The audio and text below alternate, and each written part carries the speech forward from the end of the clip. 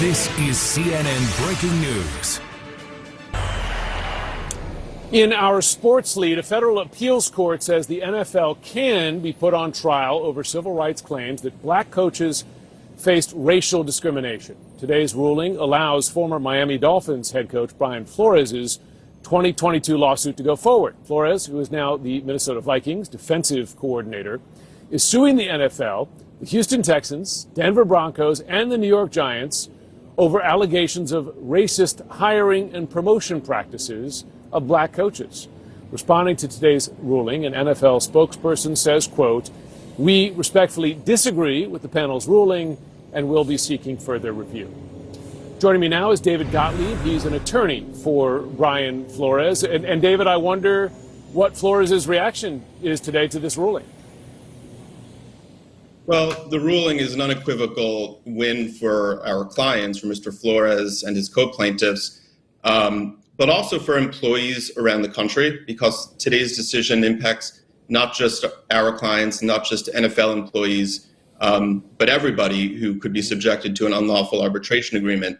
And so what happened here was the NFL has a policy which says, it's in the NFL Constitution, which says that any employee who brings a dispute of discrimination or any other kind of this nature has to be arbitrated in a private forum behind closed doors before the commissioner. The commissioner gets to decide the outcome of the case. Mm-hmm. And since this lawsuit was filed, we have been screaming from the rooftops, at least proverbially in our legal filings, that this is wildly unfair and it prevents Mr. Flores from getting reasonable and fair hearing on his rights.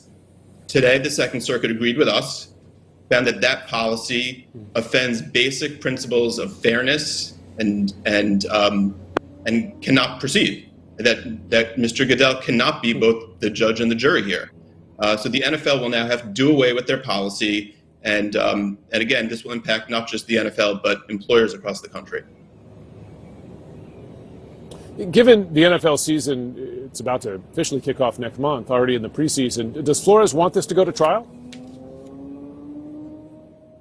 Yes. I mean, Mr. Flores, very principled person, felt that he had been wronged. He and many, not just him, he and many other black head coaches and head coaching candidates had been wronged, had not been getting an equal opportunity. When his lawsuit was filed, there was only one black head coach in the NFL. The NFL has recognized that black head coaches had not been getting an opportunity when they passed the Rooney Rule in 2002, because there were only two black head coaches in a league where 70% of the players were black. 20 years after the Rooney Rule, there had been no increase in the number of black head coaches and the opportunities they were provided. Today, there's only 4 black head coaches out of 32 head coaches. So this is a problem that persists, and all Mr. Flores wants, he has 2 co-plaintiffs, Steve Wilkes and Ray Horton, anybody wants is equal opportunity for black head coaches. I wonder what Flores' experience has been in the NFL since he filed this lawsuit 3 years ago. At the time, he alleged the league's rife with racism. Are other people in the league supporting him in general, or are some of them shutting him out? Well, I think the answer to that is probably that there's a mixed bag, but I don't want to speak for Mr. Flores on those specific things. I prefer to stick to the legal topics. But thankfully, Mr. Flores has remained in the league, and some teams have given him opportunities. He's not a head coach, and he should be. But the issue really is how, going forward, can the league provide equal opportunities for black head coaches?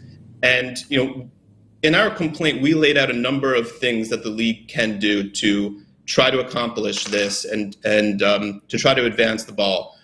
The NFL hasn't been willing to sit down with us and have this discussion at all. One of the things that we wanted to do was do away with mandatory arbitration. Mandatory arbitration prevents internal decisions, such as hiring decisions, firing decisions, all sorts of decisions from being shielded from public view. And we felt that only encourages and fosters an environment where discrimination can exist. So today, at least, we've accomplished that goal, but there's still more work to be done.